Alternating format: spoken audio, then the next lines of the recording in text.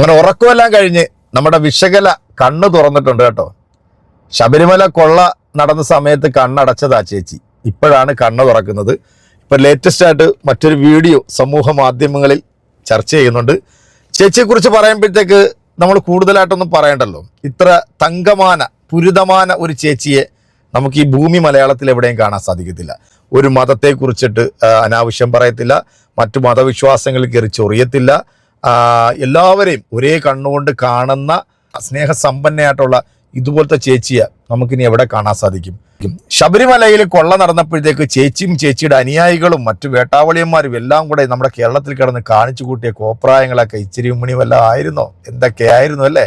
സകലമാന ഊടുവഴികളും റോഡിലും പറമ്പത്തും പാടത്തും എല്ലാം മൈക്ക് കെട്ടിവെച്ച് ഘോരഘോരം പ്രസംഗിച്ച ലവന്മാര് ശ്രീരാമന്റെ സ്വർണവും ശ്രീരാമന്റെ വെള്ളിയും അവിടുത്തെ പണവും ഒക്കെ അടിച്ചുകൊണ്ട് പോയിട്ട് ഒരുത്തനുമില്ല മിണ്ടാൻ, ഒരുത്തനുമില്ല ചർച്ച ചെയ്യാൻ. ഇപ്പൊ നമ്മുടെ ഈ വിസർജനം ചാനലിനകത്ത് ഡെയിലി കീടാണുക്കളെല്ലാം കൂടെ കൂടിയിരുന്നോണ്ടൊരു ചർച്ചയുണ്ടല്ലോ. ആ ചർച്ചയിൽ ഒരേ ഒരു കാര്യം മാത്രമേ അവർ സംസാരിക്കത്തുള്ളൂ. അത് ഇവിടുത്തെ ഒരു പ്രത്യേക മതവിഭാഗത്തെ കുറിച്ചിട്ട് മാത്രമാണ് ലവറ്റകളുടെയൊക്കെ സംസാരം. അപ്പൊ ചേച്ചിയുടെ ലേറ്റസ്റ്റ് വീഡിയോ എന്താന്ന് വെച്ച് കഴിഞ്ഞാൽ, ചേച്ചി ഇന്നേ വരെ ഒരു മതത്തെയും തള്ളി പറഞ്ഞിട്ടില്ല. ചേച്ചി ഇന്നേ വരെ ഒരു മതത്തെക്കുറിച്ച് അനാവശ്യം പറഞ്ഞിട്ടില്ല, അവരുടെ വിശ്വാസങ്ങളെ കുറിച്ച് പറഞ്ഞിട്ടില്ല, അവരെന്തെടുക്കുന്നു അവരെന്ത് ചെയ്യുന്നു എന്ന് ചോദിച്ചിട്ടില്ല എന്നൊക്കെയാണ് പറയുന്നത്. പ്രധാനപ്പെട്ട ഒരു വീഡിയോ ഒന്ന് കാണാം. പിന്നെ ഈ വീഡിയോ കണ്ടുകൊണ്ടിരിക്കുന്ന എൻ്റെ സംഘി കുട്ടന്മാരും ക്രിസംഗി കുട്ടന്മാരും ഉണ്ടെന്നുണ്ടെങ്കിൽ ഈ ചേച്ചി പറഞ്ഞതിനുള്ള ഒരു മറുപടിയും കൂടെ നിങ്ങളൊന്ന് കൊടുക്കണം. നമുക്ക് ആദ്യം നമ്മൾ ജെറുസലേം അമ്മായിയുടെ ഈ വീഡിയോ ഒന്ന് കണ്ടു നോക്കാം. കല്ലിനെ ഉണ്ടാക്കി വെച്ചിട്ട് കല്ലിനെ കൊണ്ടപ്പോഴത്തേക്കും മണിക്കുട്ടൻ, നല്ല പേര് എന്ന് പറഞ്ഞ് കല്ലിനൊരു പേരിട്ടിട്ട് മണിക്കുട്ടൻ ദൈവമേ മണിക്കുട്ടൻ ദൈവമേ എന്ന് പറഞ്ഞിട്ട് അവിടെ കുംകുമവും ഇട്ട് കൊടുത്തിട്ട് 24 മണിക്കുട്ടൻ ദൈവത്തിന്റെ മുമ്പിൽ പോയിരുന്നു കഴിഞ്ഞാൽ പിന്നെ ആ കല്ലിനകത്ത് പിശാജ് വന്ന് മണിക്കുട്ടൻ എന്നുള്ള പേരിൽ ആവാഹിച്ചങ്ങ് ഇരുന്നോളും. വിവരം കെട്ടവന്മാരെ, നിന്റെ ദൈവത്തെ കുറിച്ചുള്ള പരിജ്ഞാനം എവിടെ പോയി കിടക്കുന്നു? സംഘികളുടെ സ്വന്തം പുത്രിയായിട്ടുള്ള ജെറുസലേം അമ്മായിയാണ് ഇത് പറഞ്ഞത് കേട്ടോ. അപ്പൊ ഇതിനുള്ള മറുപടി നിങ്ങൾ തന്നെ കൊടുക്കണം. നമ്മുടെ വിശകല മാഡം പറയുന്നത് കേട്ടോ. ഞാൻ ഇന്ന് വരെ മറ്റേതെങ്കിലും ഒരു മതത്തിന്റെ ആശയം തെറ്റാണെന്നോ വിശ്വാസം തെറ്റാണെന്നോ പറഞ്ഞിട്ടില്ല. അവരുടെ കിതാബിൽ എന്തോ പറഞ്ഞോട്ടെ, അത് എനിക്കറിയേണ്ട വിഷയമില്ല. പക്ഷെ അവരേതെങ്കിലും വിധത്തിൽ എനിക്ക് ദോഷമായിട്ട് വരുമ്പോൾ ആ കാര്യത്തെ പറ്റി ഞാൻ പറയും. ഞാൻ ഇന്ന് വരെ മറ്റേതെങ്കിലും ഒരു മതത്തിന്റെ ആശയം തെറ്റാണെന്നോ, ഇപ്പോൾ അപ്പുറത്തെ വീട്ടിലൊരു സ്ത്രീയെ പറ്റിയിട്ട് എനിക്കൊന്നും അതിന് അപവാദം എന്നാ പറയുക. അപ്പുറത്തെ വീട്ടിലൊരു സ്ത്രീ അല്ലേ, അവരെന്തിനാ ഇങ്ങനെ പുറപ്പെട്ട് നടക്കുന്നത്, അല്ലെങ്കിൽ അവരെന്തിനാ മറ്റേ മിണ്ടണം, അതിനെയൊക്കെ പറയാം അപവാദം എന്നാണ്. അതെനിക്ക് നോക്കേണ്ട വിഷയമില്ല. പക്ഷെ അവരേതെങ്കിലും വിധത്തിൽ എനിക്ക് ദോഷമായിട്ട് വരുമ്പോൾ ആ കാര്യത്തെ പറ്റി ഞാൻ പറയും. അതല്ലാതെ അവരവിടെ എന്ത് കറിയ വെക്കുന്നു, അവരെന്ത് മേക്കപ്പാടുന്നു, അവരെന്ത് ഡ്രസ്സാണ് ധരിക്കുന്നു, അവരെങ്ങനെ, ഇതെനിക്ക് നോക്കേണ്ട കാര്യമില്ല, അതിനെ അപവാദം. അപ്പം ഞാൻ മറ്റൊരു മതം ഈ തരത്തിലേ നോക്കിക്കാണാറുള്ളൂ. അവരുടെ വിശ്വാസം എന്തോ ആയിക്കോട്ടെ, അത് അവരാണ് ആചരിക്കേണ്ടത്. അവരുടെ കിതാബിൽ എന്തോ പറഞ്ഞോട്ടെ, അത് എനിക്കറിയേണ്ട വിഷയമില്ല. പക്ഷേ അവരുടെ ഡേ ടു ഡേ കാര്യങ്ങളിൽ അതേതെങ്കിലും വിധത്തിൽ ദോഷമാണ്. അതിനാണല്ലോ ഞാനൊരു ഹിന്ദു സംഘടനാ പ്രവർത്തക ചെയ്യുന്നത്. അപ്പോൾ അവിടെ മതം മാറ്റമാകാം, അത് ഭീകരവാദമാകാം, അല്ലെങ്കിൽ മതപ്രീണനമാകാം. ഇത്തരം കാര്യങ്ങൾ തുറന്നു പറയുന്നതല്ലാതെ എൻ്റെ എല്ലാ പ്രസംഗവും നോക്കാം. ആന്റി കൊഞ്ചത്തെ ഇങ്കപ്പാറ് 1950 ശബരിമല ക്ഷേത്രം കത്തിയതല്ല, നമുക്കറിയാം കത്തിച്ചതാണ് എന്നുള്ളത്. തിരുവല്ലാക്കാർക്ക് ഞാൻ പറഞ്ഞു തരണ്ട. ക്രിസ്ത്യൻ മതമൗലികവാദികളുടെ അഗ്നിതാണ്ഡവത്തിന് മുന്നിൽ ശ്രീകോവിലും വിഗ്രഹവും എല്ലാം കത്തിയമർന്നു. അന്നത്തെ ശരാശരി ഹിന്ദു പൂജാമുറികളിലും ക്ഷേത്രങ്ങളിലും നിന്ന് കണ്ണീരോടുകൂടി പ്രാർത്ഥിച്ചു, അയ്യപ്പാ അവന്റെ കൈ വെട്ടപ്പാന്ന്. അയ്യപ്പൻ വാടക കുണ്ടേ പോലെ ടെൻഡർ ഏറ്റെടുക്കാൻ തുടങ്ങാത്തതുകൊണ്ട് ആരുടെയും കൈയൊന്നും വെട്ടിയില്ല. അർജുന, നീ ആയുധം എടുക്കാൻ ഞാൻ തേർതെളിക്കാം എന്നാ ഹിന്ദുവിനോട് പറഞ്ഞത്. അത് അല്ലാതെ നീ അവിടെ നാമം ചൊല്ലിയിരുന്നോ, പണിയൊക്കെ ഞാൻ നടത്തിക്കോളാം എന്നല്ല ഗീതയിലൂടെ പറഞ്ഞത്.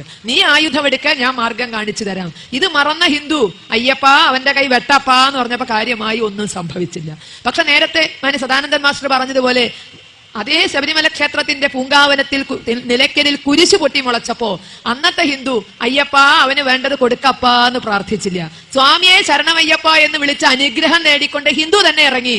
സർവമാന ഹിന്ദുവും ഒരുമിച്ച് രംഗത്തിറങ്ങിയപ്പോ ആ കുരിശ് അവിടെ നിന്ന് പിഴുതെറിയാനും നാഴികകൾക്കപ്പുറത്ത് ആങ്ങാമൊഴിയിലേക്ക് അത് വലിച്ചെറിയുവാനും ഹിന്ദുവിന് സാധിച്ചുവെങ്കിൽ അത് കാലം സമ്മാനിച്ച കരുത്തല്ല, മറിച്ച് രാഷ്ട്രീയ സ്വയംസേവക സംഘം ഹിന്ദു സമൂഹത്തിന് ഉണ്ടാക്കിയെടുത്ത സംഘടിത ബലവും ആത്മബലവുമാണ് ഇത്തരത്തിൽ പെരുമാറുവാൻ ഹിന്ദു സമൂഹത്തിന് ധൈര്യം പകർന്നു തന്നത്.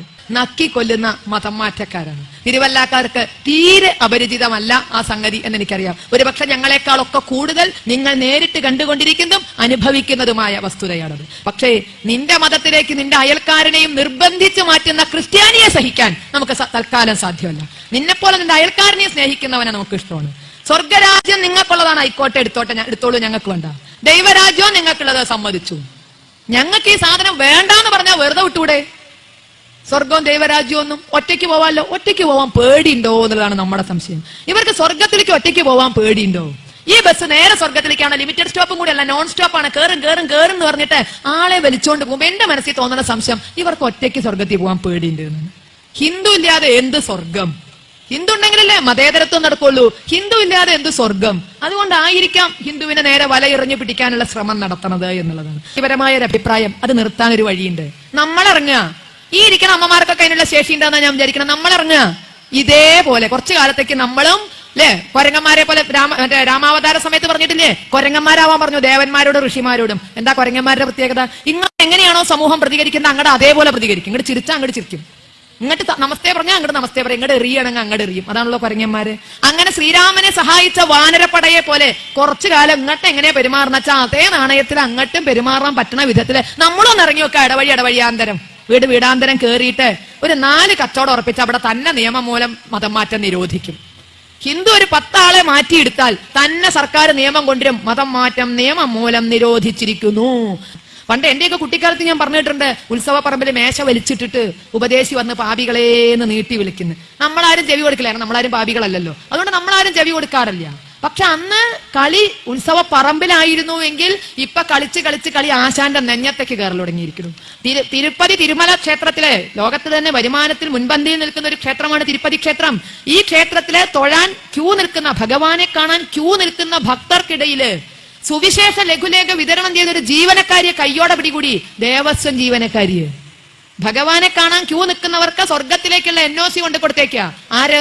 ദേവസ്വം ജീവനക്കാരി. തിരുപ്പതി ഭഗവാന്റെ കാശ് കൊണ്ട് അന്നം ഉണ്ടെന്നവള്. ഇതെങ്ങനെ നടന്നു എന്നാണ് ഈ വർത്തമാനകാല മലയാളി അന്വേഷിക്കേണ്ടത്. അതാണ് സാമുവൽ രാജശേഖര റെഡ്ഡിയുടെ മിടുക്ക്. നാളെ കേരളം അനുഭവിക്കാൻ പോകുന്ന മിടുക്ക്. ക്ഷേത്രങ്ങളത്തെ അത്രയും കയ്യൂക്ക് കൊണ്ട് പിടിച്ചെടുത്ത ഇന്നത്തെ ഭരണകൂടത്തിന്റെ ഭാഗത്തു നിന്ന് നാളെ നമ്മൾ അനുഭവിക്കാൻ പോകുന്ന മിടുക്കാണത്. തിരുപ്പതി ദേവസ്വത്തിലെ ജീവനക്കാരില് 60% ക്രിസ്ത്യാനികളാണ് എന്ന സത്യം നമുക്ക് എത്ര പേർക്കറിയാം? അതാണ് സാമുവൽ രാജശേഖര റെഡ്ഡിയുടെ മിടുക്ക്. ഹിന്ദു ഒരു ഗതിയും പരഗതി ഇല്ലാതെ തെണ്ടുമ്പോ അവന്റെ അമ്പലത്തിൽ ജോലി ചെയ്യുന്നത്, ഹിന്ദുവിന്റെ ചില്ലാനങ്ങളെ കൊണ്ട് ശമ്പളം വാങ്ങുന്നത് 60% ക്രിസ്ത്യാനികളാണ് എന്ന സത്യം ഹിന്ദുവിനെ കണ്ണു തുറപ്പിക്കണ്ടേ? കേട്ടല്ലോ അല്ലേ? ഇന്ദമാതിരി തങ്കമാന ഒരു തങ്കച്ചിയെ നമുക്കിനി കിടക്കുമാ?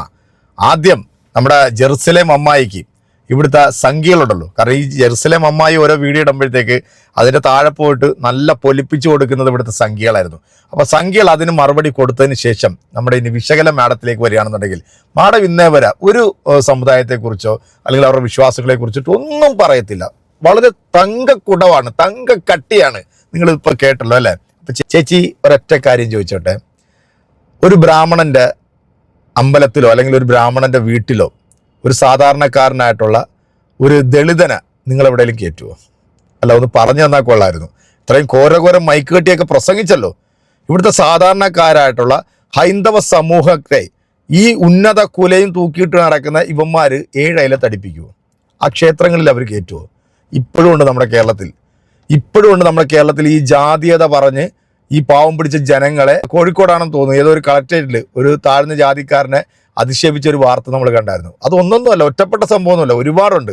അപ്പൊ ചേച്ചി പാവം കേട്ടോ, നിങ്ങൾ ആരും ഒന്നും പറയരുത്. കുഞ്ഞിപ്പോൾ ഉറക്കത്തിൽ നിന്ന് എണ്ണീറ്റേ ഉള്ളൂ. കുറെ കാര്യങ്ങളൊക്കെ ഇനി അറിഞ്ഞു വരാനുണ്ട്. അറിയുന്നവരാരെങ്കിലും ഉണ്ടെന്നുണ്ടെങ്കിൽ നമ്മുടെ അയോധ്യയിലെ പ്രശ്നമൊന്ന് ചേച്ചിയുടെ ശ്രദ്ധയിലൊന്ന് പെടുത്തേക്കണേ. എന്തെങ്കിലും പറയുവോ ഇല്ലയോ എന്നൊന്ന് നമുക്കൊന്ന് കേൾക്കാം. അപ്പൊ ഇതിനുള്ള കമന്റ് നിങ്ങൾ കൊടുക്കുക. അടുത്തൊരു വീഡിയോ കാണാം.